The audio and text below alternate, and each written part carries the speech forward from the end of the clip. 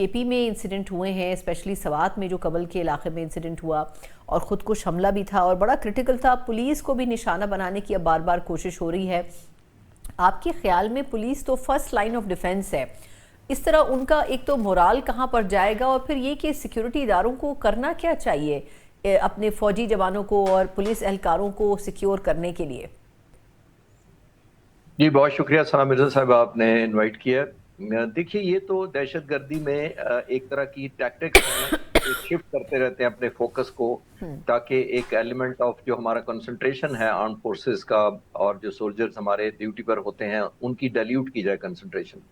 और जो आप बीएलए और टीटीपी का कनाइवेंस दिखा रहे हैं, उसके लिए आउटसाइड हमारे बॉर्डर्स जो फोर्सेस हैं वो कन्वर्ज करने में बड़ी मदद कर रही हैं।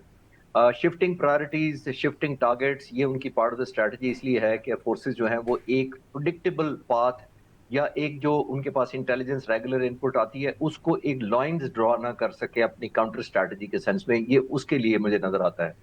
और जाहिर है, जब मैं अक्सर कहता हूं कि पिछले साल मई 2025 में अल्हम्दुलिल्लाह जितनी हमने एक रीजनल स्टेबलाइजिंग फोर्स या कंट्री के तौर पर अपनी रेलेवेंस हासिल की थी, जून 2026 में अल्हम्दुलिल्लाह हमने ग्लोबल एक कंट्रीब्यूटर के तौर पर हासिल की है कि हम एक ग्लोबल कंट्रीब्यूटिंग है, एक ऐसा मुल्क जो सिर्फ अपने अंदर पीस नहीं चाहता बल्कि अपने रीजन और पूरी दुनिया में भी एक पीस के लिए काम कर रहा है।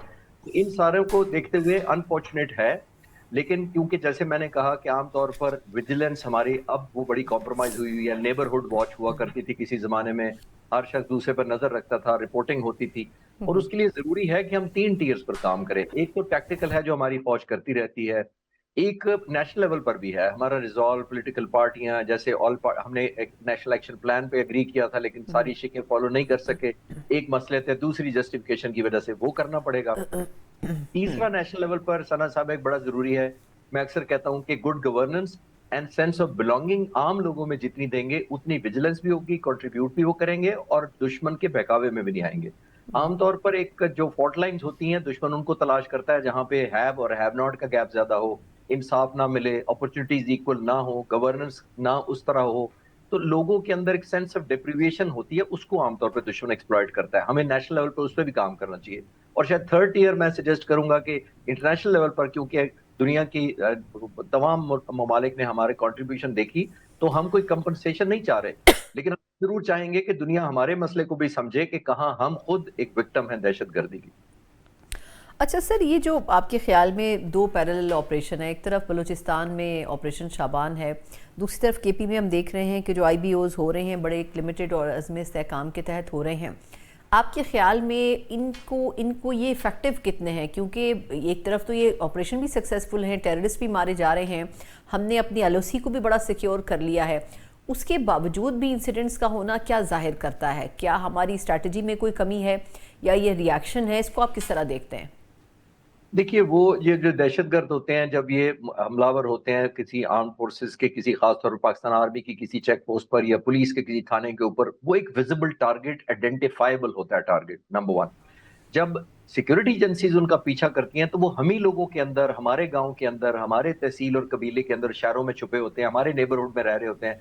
तो ये एक बड़ा चैलेंजिंग काम होता है इंटेलिजेंस बेस्ड। जब तक हर नेबरहुड में हम नजर ना रखें कि कौन हमारा न्यू एंट्री है, किसने रेंट पे घर लिया है, कौन स्ट्रेंजर नजर आया हमें, तो आई थिंक पूरी दुनिया में जैसे नेबरहुड वॉच होती है वो हमें वो भी करनी पड़ेगी।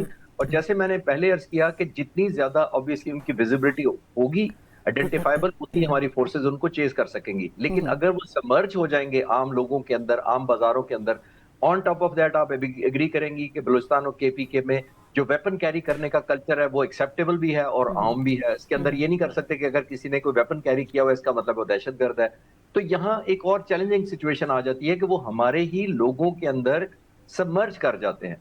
जब वो ऐसा करते हैं तो जाहिर है जब तक इंटेलिजेंस रिपोर्ट अंदर से ना हमारी एज अ सिविक सिटीजन या एक रिस्पॉन्सिबल शहरी के हम कंट्रीब्यूट ना करें कि ये स्ट्रेंजर लग रहा है, इसको फॉलो किया जाए, ये अननोन लोग हमारे इलाके में आए हैं, उस वक्त तक बड़ा मुश्किल होता है। किसी को आप माथे से देख के या कम से कम उसकी चाल ढाल से या किस तरह तो नहीं आइडेंटिफाई कर सकते। सही।